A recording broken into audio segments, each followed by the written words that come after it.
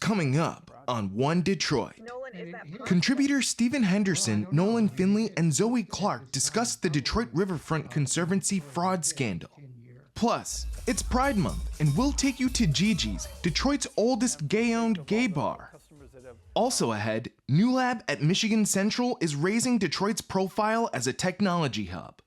And we'll have some suggestions on how you can welcome the first weekend of summer.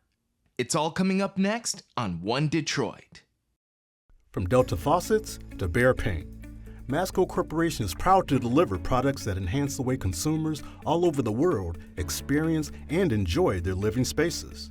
Masco, serving Michigan communities since 1929. Support also provided by the Cynthia and Edsel Ford Fund for Journalism at Detroit PBS. DTE Foundation is a proud sponsor of Detroit PBS. Among the state's largest foundations committed to Michigan-focused giving, we support organizations that are doing exceptional work in our state. Learn more at dtefoundation.com. Nissan Foundation, and viewers like you.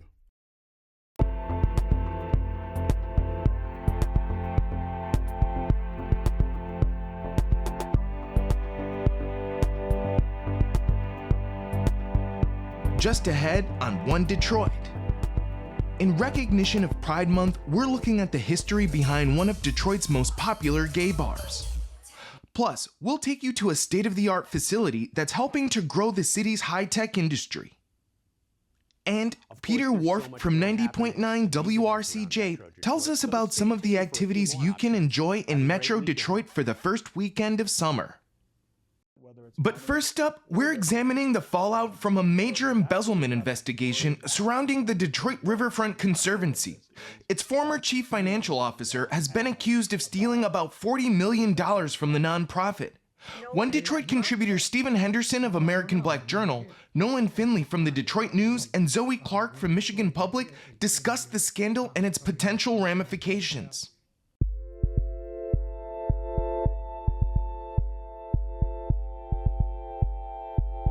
Let's sort of broaden out a little bit and just dig into sort of like the what's at stake here for the city and for the community first, Stephen, with these latest news.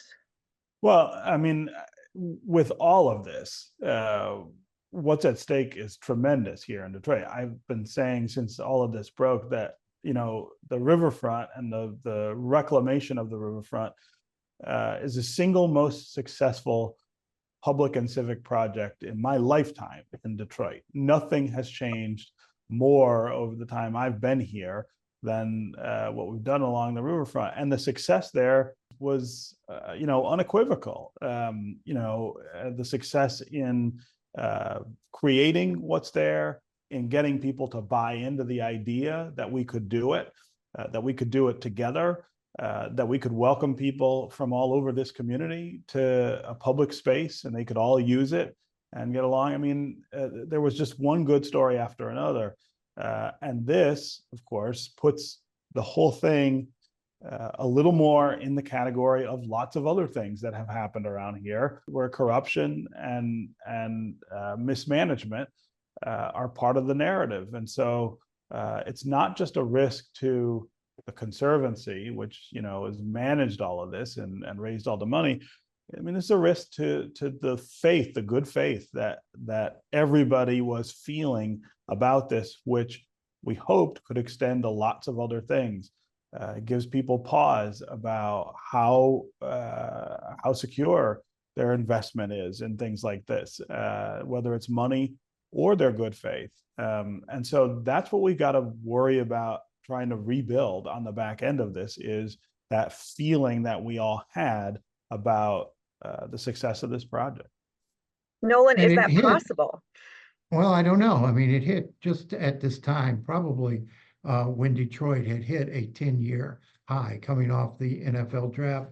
Everybody was buoyant. Everybody was bullish and optimistic about the city. The riverfront benefits from some pretty significant patrons, if you will. Most of the huge nonprofits in the state and some of the biggest in the nation are pouring have poured money into this thing, and it's taken a lot of money to get it to this point. And it's almost done. I mean, you build out that West Riverfront Park, and you've got the park almost completed. But there were always questions about how you sustain what's been built, because it's not a government park. It's a nonprofit running it. And so it's going to take tremendous amount of fundraising or a large annuity. And stripping $40 million away from that does put the future at risk. I don't think it's anybody's going to let it collapse entirely, but it is going to be a struggle raising the funds they need, not just to build it out, but to sustain it long term, to sustain operations long term. And you've got to expect there are a lot of donors out there who are saying, I don't know, I want to see where this goes before I write another check. Well, Stephen, to that point, we saw Wilson, Kresge come out saying they're still, committed. But what does that look like, dollars and cents? And to Nolan's point, this idea that there has to be folks who are cheerleading for this project, even after this really, really bad news. Yeah, I mean, look, I expect that philanthropy will say that now, and they have to, because they're the major investors in this. They've got to protect what they've already put in. As much as anything, and I don't think that philanthropy wants to walk away from this. I mean, again, this is a transformational